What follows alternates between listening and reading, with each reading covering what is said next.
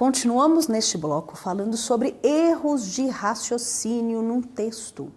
Um dos erros mais comuns é a fuga do assunto. Eu coloquei alguns exemplos para vocês, mas eu vou colocar esse do meio como prioritário, porque isso é real, isso acontece, que fala o seguinte: no tribunal de júri, o advogado de defesa, vendo que poucos argumentos lhe restam para absolver o cliente, diz o seguinte: senhores jurados, o réu é pai de 5 filhos, ele deve trabalhar para educá-los, 5 filhos menores, sem o amparo do pai, serão 5 futuros marginais. Por que isso é fuga do assunto? Gente, eu não estou ali discutindo se o homem tem filho, se os filhos precisam do pai. Eu estou discutindo se ele cometeu ou não aquele delito. Só que aí é que está. O advogado não tem muito o que falar, ele já não tem argumentação. Em vez de discutir se o homem cometeu ou não delito, o que ele diz? Não prende esse homem, não. Se você prender esse homem, você vai ter um problema sério, que é amanhã tem outros 5 cometendo um crime. Isso é fuga do assunto. A fuga do assunto acontece quando a gente não tem argumento. Por isso que eu falei que a argumentação é a coisa mais importante no nosso texto, seja questão, seja peça. Então nós vamos trabalhar muito a argumentação. Argumento autoritário. Esse é um que eu tenho muito cuidado com ele. Eu acho que ele, assim, muita gente fala dele, mas a gente tem que sempre ter cuidado. Por quê? É claro que durante muito tempo a gente aprende sempre o seguinte: tem o correto e tem o errado. Isso é verdadeiro e é bom, isso é errado e é falso. Mas a gente tem que pensar que a história mostra que a gente já colocou como elementos legais muita coisa que teoricamente não é tão boa assim, como por exemplo a escravidão. Era ali algo legal, era legítimo eu ter um escravo. A gente não pode afirmar que para a gente estar correto basta obedecer à autoridade. Então, às vezes, a gente precisa pensar em algumas questões relacionadas à consciência. Por isso, é muito interessante a gente pensar, né, em Nietzsche falando que entre as leis da humanidade e da autoridade a gente deve ficar com a lei da humanidade. A escravidão era legal, mas ela não era legítima.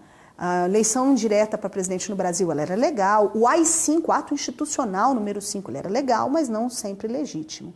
A autoridade não pode ser dona da verdade. O que é importante nisso para a nossa prova? Às vezes a gente pega casos que vão fora do elemento legal. E as pessoas ficam um pouco sem saber como lidar com isso. Então, por exemplo, você tem uma criança, que é um caso que eu li muito interessante.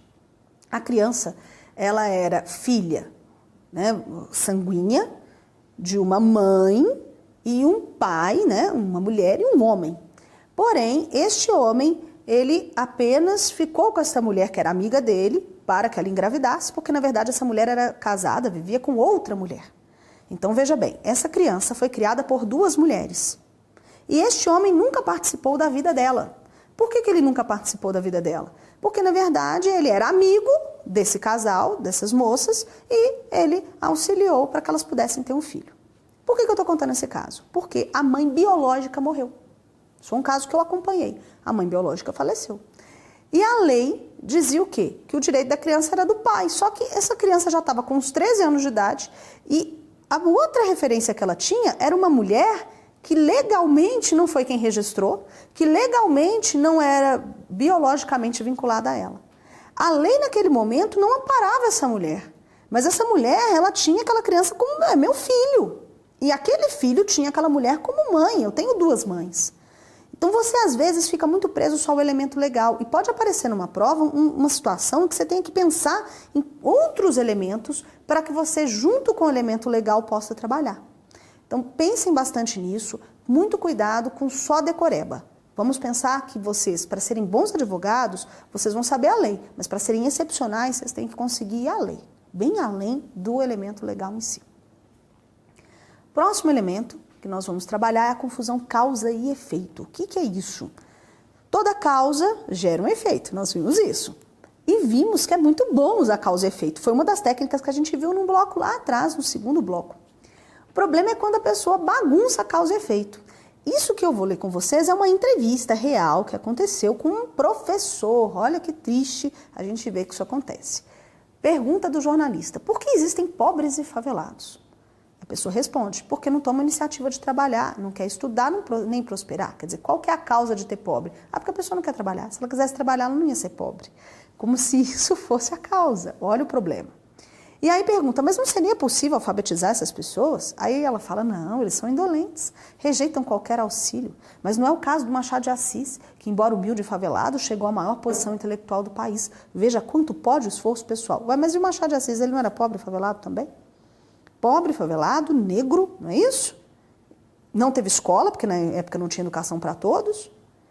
E ele conseguiu falar 4 línguas, aprendendo, estudando. E não é porque era gênio, não. Ele ia lá para a igreja, pedia para ser coroinha do padre, para poder aprender. O que eu estou dizendo é o seguinte, a gente tem que ter muito cuidado. Causa e efeito a gente faz antes de escrever, para a gente ver se tudo está vinculado. Uma causa tem que gerar um efeito, que tem que gerar outro efeito. Eu não posso dizer que existe pobre e a causa disso é porque a pessoa não quer trabalhar. Não quer trabalhar, ficou pobre. Porque tem um monte de gente que não quer trabalhar, nasce em família rica e é rico. Então, cuidado com causa e efeito. Tem que ser muito bem feito. Tudo que vocês forem fazer, planejem antes. Gente, o planejamento, ele te faz ganhar tempo. A pessoa fala, eu vou demorar muito. Você para, pensa e fala, o que eu vou escrever? Quando você já sabe o que você vai escrever, o texto flui é muito melhor. Nesse próximo momento, nós vamos começar a falar de argumentação. Os nossos blocos, este e o outro, são muito vinculados à argumentação. Por quê?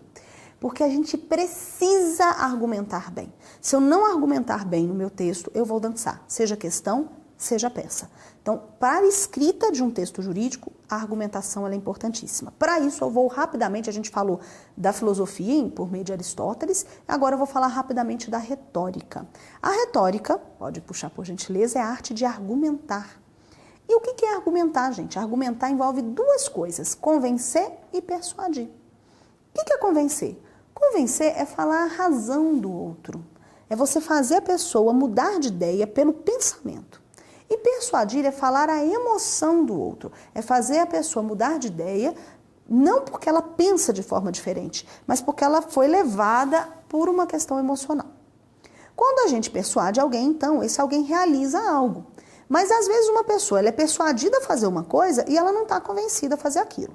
Então, por exemplo, eu quero me casar, você está me enrolando há 10 anos e eu quero casar. Eu posso fazer o quê? Eu posso chegar e falar assim, eu vou me matar. E você fala, nossa, a mulher vai se matar se eu não casar, eu vou ter que casar com ela. Isso é persuasão.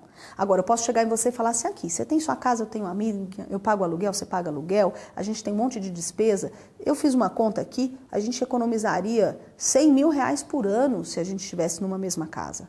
Opa! Estou tentando falar a sua razão. Se o dinheiro para você é fundamental, você começa a pensar, dá até para eu aguentar e juntar os trapinhos para eu economizar um dinheiro. Então, convencer é diferente de persuadir. A retórica é a arte de argumentar, que envolve as 2 coisas. No nosso caso, a gente fala o seguinte, convencer é mais importante que persuadir. Para a prova, porque eu tenho que falar a razão. Porém, a gente sabe que na vida a persuasão faz muita diferença. Pensando nisso, a gente vai rapidamente falar da retórica só para vocês terem uma noção, né, de onde ela surgiu. Ela surgiu em Atenas, por volta de 427 a.C. Ela é anterior à própria filosofia, era a primeira experiência democrática da história, não tinha autoritarismo, então era muito importante que o cidadão conseguisse dominar essa arte de falar bem. E aí surgiram em Atenas alguns mestres que eram considerados sofistas, mas olha que interessante, a palavra sofisma, a gente acabou de ver, que vem com erro de raciocínio, isso para a filosofia, que é posterior à retórica. Por quê? A filosofia, quando entrou, ela precisava fazer o quê para ganhar status, ganhar importância? Derrubar quem estava antes, que eram os retóricos. Então, eles pegaram a ideia de sofisma e colocaram que o sofisma era um erro de raciocínio, que induzia a pessoa a erro, que é a visão que a gente tem até hoje. Mas, na base da palavra, sofisma significa sabedoria. Então, os sofistas eram anteriores aos filósofos e eram grandes sábios da argumentação. A nova retórica, eu faço parte, né, dos estudos de nova retórica, querem exatamente trabalhar com todas essas formas de argumentação para que a gente possa convencer melhor nos nossos textos, sejam falados, sejam textos escritos. Para a gente entender a diferença entre a filosofia e a retórica, com essa arte de argumentação, eu vou usar Protágoras, que diz o seguinte, que o verdadeiro sábio é aquele capaz de julgar as coisas segundo as circunstâncias em que elas se inserem, e não aquele que pretende expressar verdades absolutas.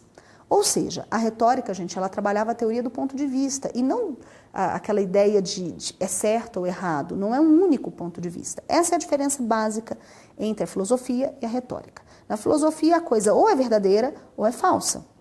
Se todo aquele que mata, nem todo mundo que mata vai ser preso. É falso. Na retórica eu vou dizer, peraí, qual foi a circunstância em que matou? Por que matou? O que aconteceu? Então a gente tem que ter esse cuidado para entender os motivos. Por isso que a filosofia falava que existia uma indução de pensamento. Mas de forma geral, quando a gente escreve, a gente está fazendo uma indução de pensamento. Por isso a retórica é tão importante para a gente. Bom, pensando nisso, eu vou usar muito o livro do Tom, que é um professor da USP, né, que fala sobre as técnicas de argumentação. E ele vai falar de várias características, são essas características que eu coloquei nos slides para vocês. Então, primeiro, na escrita, muitas vezes, o mais importante não é só a informação. Não significa que vocês não possam ter. A questão é que, teoricamente, todo mundo fez direito, todo mundo tem a informação. Mas a gente tem que transformar essa informação em conhecimento, que é aplicar. Lembram de eu falando isso lá no início? Eu sei a lei de cor, mas não necessariamente eu entendo onde eu uso aquela lei. Eu não consigo aplicar. Então, muito cuidado, porque muitas informações, elas às vezes são manipuladas. A gente, como leitor, tem que perceber essa manipulação. E como escritor, no caso de uma prova, a gente não vai usar a manipulação. Então, vamos ver algumas técnicas agora da retórica. A primeira ideia, que é uma das técnicas mais importantes, é a do paradoxo. Eu sou fã dessa técnica. O paradoxo tem muito a ver com o que a gente falou no bloco anterior sobre a questão do autoritarismo. O que acontece? Quando a gente pensa no autoritarismo, eu falei o seguinte, às vezes uma coisa não está na lei, mas a gente tem que ver elementos morais. Lembram disso? O paradoxo consiste em você usar antimodelo. Então a gente, dentro da retórica, pega uma coisa que todo mundo acha que é certa e muda a visão das pessoas sobre aquilo. Vamos dar um exemplo. Helena de Troia. Helena era super mal falada na Grécia. Por quê? Helena era casada com Menelau, né? E ela foge desse marido e vai viver com um troiano. E por causa disso há uma guerra. Então imagina como é que essas mulheres viam Helena. Por causa dela eu fiquei sem meu marido foi para a guerra por causa dela. Afinal de contas, Menelau era irmão do rei, ele era um homem importante. A questão toda todo mundo via Helena como, o que é isso? Aquela mulher horrorosa. Um dia chega Protágoras e fala assim, sem falar de Helena, imagine uma menina de 15 anos que tenha sido obrigada a se casar. Ela se casa com um homem de mais de 60, que abusa dela, que bate nela e fica com várias outras mulheres fazendo festas para Baco, na frente dela. Um dia essa menina, já com 16 anos, conhece um rapaz de 20, jovem, bonito como ela, e se apaixona. E ela foge. Quem aqui já não fez uma loucura por amor? Quem aqui, se não fez, não gostaria de ter um amor tão forte que fizesse uma loucura por amor? Quando ele faz a famosa pergunta retórica ali, ele sabe qual é a resposta que ele vai ter. Se eu falo para vocês, quem aqui já não fez uma loucura por amor? Um monte de gente já fez. Quem aqui não gostaria de ter um amor tão forte que fizesse uma loucura por amor? Vários de nós aqui gostaríamos de ter esse amor. Aí ele fala assim, pois é, essa é a história da Helena. Uma menina, uma criança que casou com um homem de mais de 60 anos. Um homem que não a respeitava, que ficava com outras mulheres na frente dela. Se conheceu um rapaz, se apaixonou, fugiu. Quem aqui não faria o mesmo? Você se põe no lugar do outro. Essa técnica chama paradoxo. Então, sempre que você for fazer um texto, eu falo que você, quando ouve o seu cliente, na sua vida profissional, sabe? Não é só para a OAB. Pare e analisa, se põe no lugar do cliente, tem empatia, porque aí você consegue trabalhar melhor o texto também. Você consegue se pôr no lugar do outro e ver o que o outro sente para que você possa dar uma orientação real.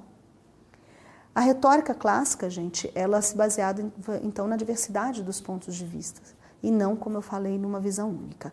Pensa sempre nisso, se coloca no lugar do outro. Segunda coisa, condições de argumentação. Nós vamos ver 4 condições de argumentação na retórica. A primeira é ter definida a tese. Estou falando disso desde o segundo bloco. O que é a tese? É aquilo que eu quero. Então, antes de escrever, pare e analisa. O que eu vou pedir? O que é para eu pedir dentro da situação que eu tenho? Sempre a gente tem que pensar que, às vezes, a gente quer vender um produto, por exemplo. Mas o produto não é a tese em si. É mais do que isso, a gente tem que ver que necessidade aquele produto resolve. Então, por exemplo, quando eu vendo uma Coca-Cola, eu não vendo um refrigerante, eu vendo uma família feliz.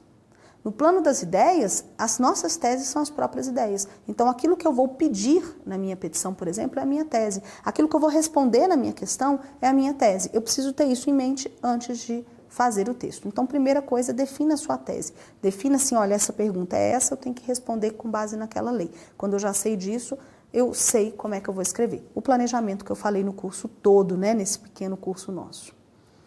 Segunda condição de argumentação é a linguagem comum com o auditório. Como eu falei, a gente não pode ter uma linguagem rebuscada. A gente acha que escrever bem é escrever difícil. Não. Escrever bem é escrever de forma clara, coesa, concisa, objetiva. Sempre a gente, na retórica, eu discordo um pouco disso, que eu não sou só da retórica, mas na retórica, que é um dos estudos que eu tenho, eles falam que nós somos os únicos responsáveis pela clareza de tudo aquilo que a gente diz. Por que eu falo que eu discordo um pouco disso, né? Porque o leitor também, ele tem que ter alguns estudos, às vezes, para acompanhar, porque às vezes ele pega um leitor, a gente pega um leitor que não era o previsto. Mas no nosso caso, a gente tem um leitor previsto. Quem que é o nosso leitor previsto? A banca. Se a banca é nosso leitor, a gente tem que fazer a coisa funcionar para ela. Nossa linguagem, ela não precisa ser uma linguagem difícil, mas ela tem que ser uma linguagem, no mínimo, técnica, e conceitos que vocês usarem, vocês devem expor e explicar, porque vocês estão mostrando para a banca que vocês têm domínio dele. Toda vez que eu ponho um conceito, eu falo, todo mundo já sabe o que é isso, mas se eu explico isso, ou seja, e explico rapidinho, eu ganho credibilidade. Na área de validade constructo, que a gente viu lá em cima, né, quando a gente começou esse curso, lá no bloco anterior, no início, eu sempre falo, quando eu estou falando disso para os meninos da medicina, o seguinte, às vezes você está lá, posição do corpo em decúbito dorsal, né, porque aí é IML, decúbito dorsal. Você está escrevendo aquilo para um juiz, você está escrevendo aquilo para um outro médico, tá ótimo. Só que também lê esse tipo de texto a mãe do menino que faleceu e ela está lendo posição do meu filho lá do decúbito dorsal. Ela não sabe o que é aquilo, ela entra em pânico. Ela fica achando que estupraram a pessoa. Eu já vi isso acontecer. Está escrito decúbito dorsal e a mãe pensa, né? O que aconteceu? Né? Decúbito? Então, para analisar. O que custa aquele médico colocar? Posição do corpo em decúbito dorsal, vírgula, ou seja, vírgula, de barriga para cima. Ponto. Não usou muito espaço, acalmou aquela mãe, a mãe não acha mais que o menino foi estuprado, resolve para o juiz, porque o juiz sabe o que é, mas resolve para a mãe que não sabe. Ao mesmo tempo, numa prova, seja num concurso, uma OAB, quando a gente está escrevendo, é interessante a gente mostrar que a gente tem domínio. Quando a gente faz essas pequenas observações, a gente mostra o quê? Não, eu sei que aquela pessoa que está corrigindo da banca sabe, mas eu estou mostrando que eu sei. Porque ela não sabe se você sabe. Esse é o ponto. Às vezes o aluno fala assim para mim, isso é óbvio. Eu falo assim, mas você tem que mostrar que você sabe o óbvio. Porque às vezes o que é óbvio para mim não é para o outro. Então, cuidado com a linguagem não muito rebuscada e façam uma boa linguagem. Palavras. Escolham as palavras de forma mais consciente, porque elas são sempre escolhidas de forma inconsciente, né? Até aqui. Então, com esse curso, eu espero que depois de escrever vocês pensem assim, será que essa palavra está no lugar certo? Como escritor, eu falo que uma palavra muda tudo. A gente tem que prestar atenção na maneira como uma pessoa também usa a voz, quando vocês na OAB não vão usar isso, mas eu falei, eu vou citar, porque não custa, é tão rapidinho, e vocês vão, durante a carreira de vocês, usar a voz demais, em muitos casos, vocês vão ter que falar. Então, às vezes, a forma como você fala com o juiz diz mais do que o próprio texto que você vai ter escrito. Então, cuidado com isso. E também, na hora que vocês forem para a vida profissional, então, um outro item que eu coloquei é cuidado com a postura, inclusive, do seu corpo, com as suas expressões faciais, porque elas podem fazer muito. Às vezes, você está ali com outro advogado e o advogado está observando a sua postura corporal para saber o que ele vai jogar, de acordo com a sua reação. Então, tem que ter esse cuidado para a vida profissional. Não custa falar, era rapidinho. Próximo ponto, que é a terceira condição, é o contato positivo com o auditório. Esse contato positivo com o auditório se você está falando, a pessoa tem que, aquela coisa até de olhar para mim e ver que eu sou agradável, um sorriso, um olhar agradável. A gente brinca que às vezes a pessoa fala assim, você tem 5 minutos para você conversar comigo? A pessoa já está saindo, ela fala, se for 5 minutos, e você quer usar 20 minutos, meia hora, é melhor você dizer que vai usar meia hora e usar 10 minutos. Mas outra fonte importante de contato positivo, que essa me interessa muito para a OAB, é saber ouvir. O que é saber ouvir na OAB? É ler e entender a pergunta que foi direcionada. Às vezes vocês erram, não é porque não sabem o conteúdo, é porque não leem com cuidado. Isso é saber ouvir.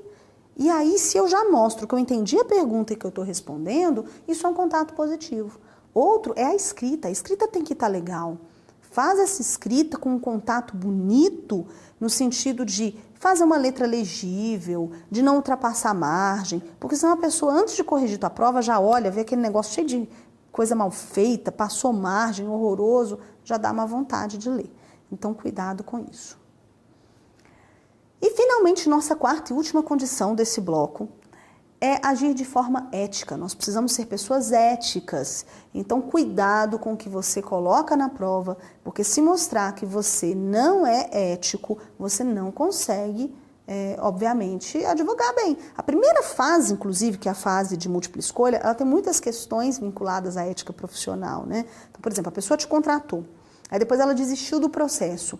O que você faz? Ela já pagou uma parte. Você devolve tudo? Você devolve parte? Você não devolve? Se você devolve parte, explica ou não explica o que foi cobrado? Isso é uma questão, por exemplo, de OAB, primeira etapa que eu vi, que mostra isso, né? Como que você vai agir eticamente como advogado. Então, postura ética, ela também é muito importante e, portanto, na OAB ela deve ser mostrada. Bom, até aqui a gente viu que a retórica é muito importante, que a gente tem algumas condições para argumentar bem, para fazer um bom texto. E essas condições têm que estar totalmente presentes na sua prova. A sua prova tem que ter uma tese definida, você tem que pensar nos argumentos antes, na linguagem que você vai utilizar. Leia, pelo amor de Deus, a pergunta bem, porque se você não entender a situação, o problema não tem como responder. E falo, inclusive, o seguinte, você pode assistir essas 2 horas de aula, se você não tiver um bom conteúdo, fica muito difícil, porque você não consegue responder. E seja sempre ético. Daqui a pouco a gente vai falar sobre outras formas de argumentação, até o último bloco do nosso curso.